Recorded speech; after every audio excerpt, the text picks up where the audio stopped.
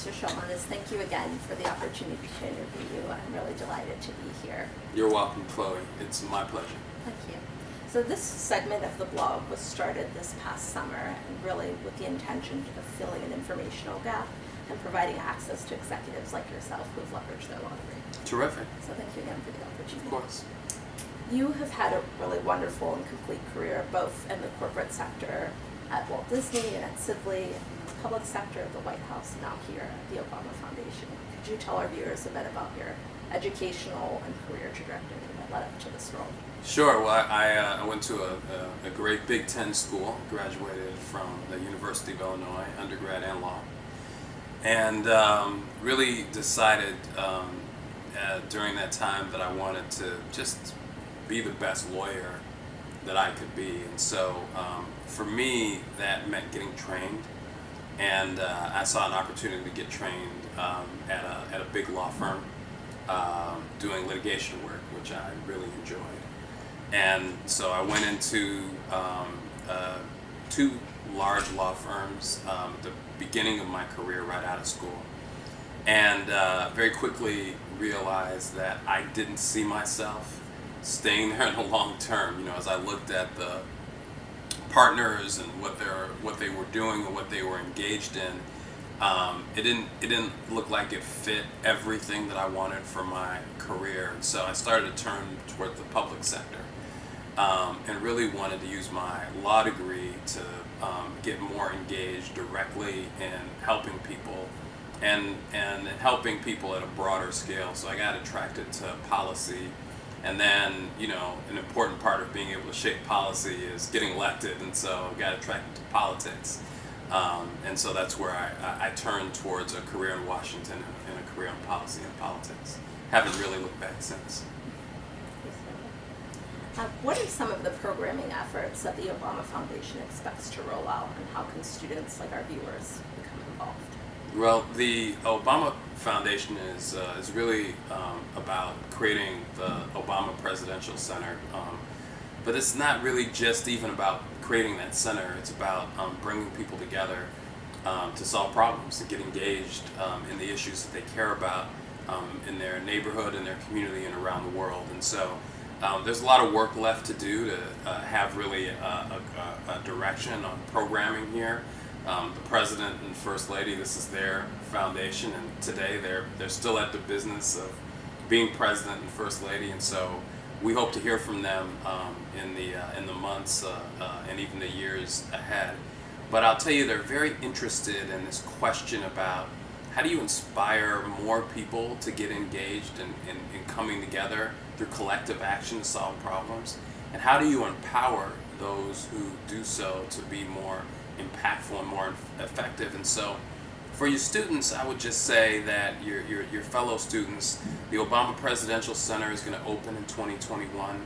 President Obama is going to be out of office in 2017. And I think I'd really love for them to start thinking about and working together on how to come together across lines, across divisions, to solve problems, and very soon the President and First Lady are going to join them in that work. In what ways would you say that you've leveraged your law degree? For example, some translatable skill sets that have prepared you well for all of your respective Sure. roles. Well, I think the thing that was so impactful to me as I look back on my time in law school, it was really, I think politics is a lot, and policy and democracy is about taking different interests and different ideas and having a conversation to come up with a solution. And I know we're in the aftermath of a presidential election where that's on everybody's mind, but at the end of it, we're still one country, and we're still a democratic country, and we have to move forward together. And so, law school was really about taking the outlines of an argument and being able to take it apart and examine it and put it back together. And that skill set is very valuable, particularly when you need to convince somebody that may not agree with you to work with you, or convince somebody who does agree with you to shift their position, to really listen and learn from the people that you're in discussion with. And so that ability to argue and to analyze arguments and reasoning and rationale is really valuable. And the second thing is to learn how to write. You know, in the aftermath, in the digital age, in the Twitter age, people think that the ability to write isn't as relevant. But I will tell you that good writing, good storytelling stands out more now than ever. If you see something that's good, that's powerful, that's compelling, it really stands out. And so learning how to write and take your ideas and thoughts and put them into craft them into argument through the written word is really important. And then finally, you know, just the networks that you build during that time, the friendships that you build are the friendships that'll last you and have lasted me a career. So that's really what I got out of law school. Would you tell our viewers how the story of how your friendship with the Obamas emerged? Sure. So I was a young college student, and I was making money during the summer as a bike messenger. And I decided I was going to law school, but I didn't know any lawyers. And so as I was delivering packages, I came across these large law firms in downtown Chicago that I never knew existed. And I just decided I wanted to get a job there. So I got the name and number of the human resources director, and as I was entering my senior year of college, I called her. She was one of the few people that called me back, and so I decided I'd latch on to her. I called her every month for 13 months, and finally, a month into the next summer, when I was working selling clothes in retail on Michigan Avenue, she gave me a job as a paralegal. It happened to be at the same law firm as Ben Michelle Robinson, and I introduced myself to her one day, and asked her some questions, and you know, she sort of took me under her wing, and she kind of hasn't gotten rid of me since. And so met the president during that same time frame, and as they got more engaged, in particular he got more engaged in politics, I happened to be more engaged in politics as well. And so they turned from mentors into friends, and now employers, which is just been a great opportunity and a blessing for me.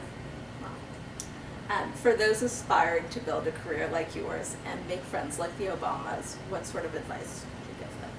Well, I think the first thing I'd say is that you have to make yourself useful. You know, I hear a lot of people talk about creating mentors and mentoring, and I think, you know, everybody that you would want to be your mentor is probably pretty busy or probably pretty engaged in something important at the time.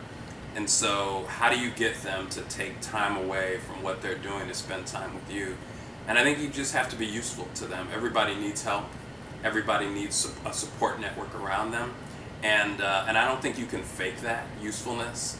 I think it has to be around a shared belief system, a shared commitment. And so you have to find people who are doing what you really want to do. And learning from them is just a great opportunity, and you can learn from them by watching them. You don't have to learn from them by talking to them. You don't have to learn from them by asking questions. You can just model them and learn as you go. I think that the second thing I'd say is that you know, you have to know what the heck you're talking about. You have to be a good student and a good lawyer.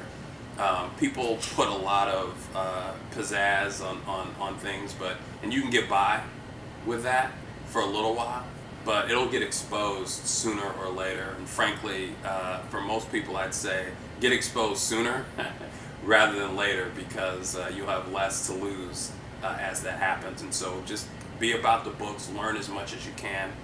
And then finally, you know, school is an opportunity to try new things.